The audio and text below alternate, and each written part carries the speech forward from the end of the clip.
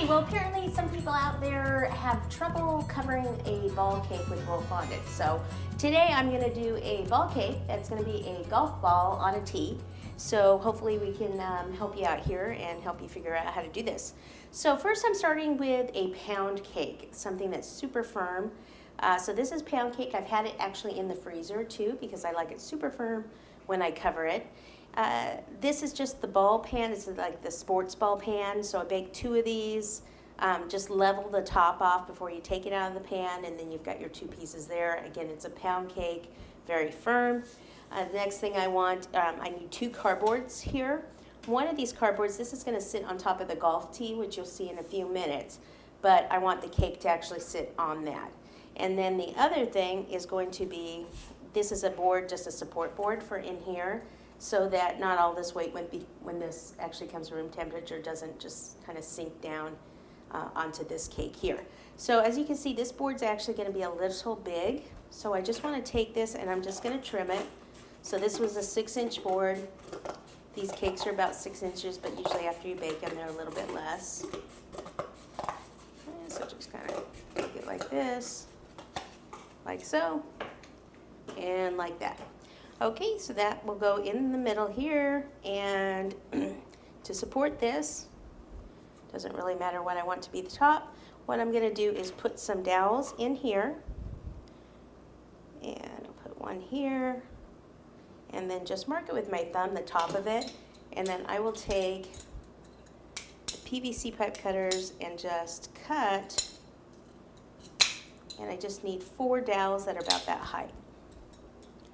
Okay, so there's 2. Hold on to both pieces so it doesn't fly across the room. And 2 more. Okay, so I have those. Don't need these. I can get rid of those pieces. Get that out of the way. And I will go ahead and insert these 4. It's pretty close to the middle because I don't want them coming out the side here, right?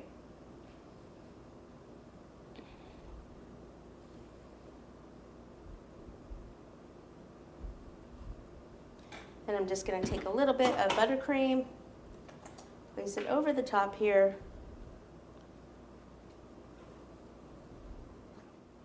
and then place the board right on top. Okay, a little bit more buttercream there. This is going to sit on top of that. Put a little more, like so, just like that. Now I can go ahead and place it on here if I want. Like I said, this is going to be the tee. I will need to cut this down a little bit more, so there's not really going to be a lot of cardboard there. Just enough to protect it from the wood that the tee is on.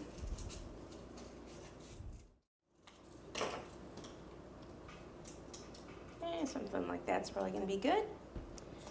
Get rid of that. Okay, and then this is our setup here before we go to ice that.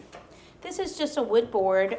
Mine is just a rectangle, so it's just a piece that I had. So it's 13 by about 11.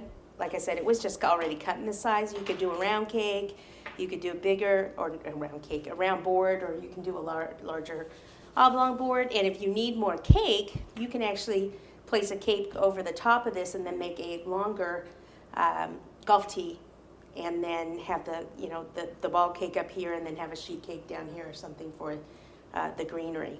So you want the board to be at least a 1/2 inch thick so that you can actually put some screws in it. This green thing right here, this is in the sprinkler department, and this is actually a sprinkler head.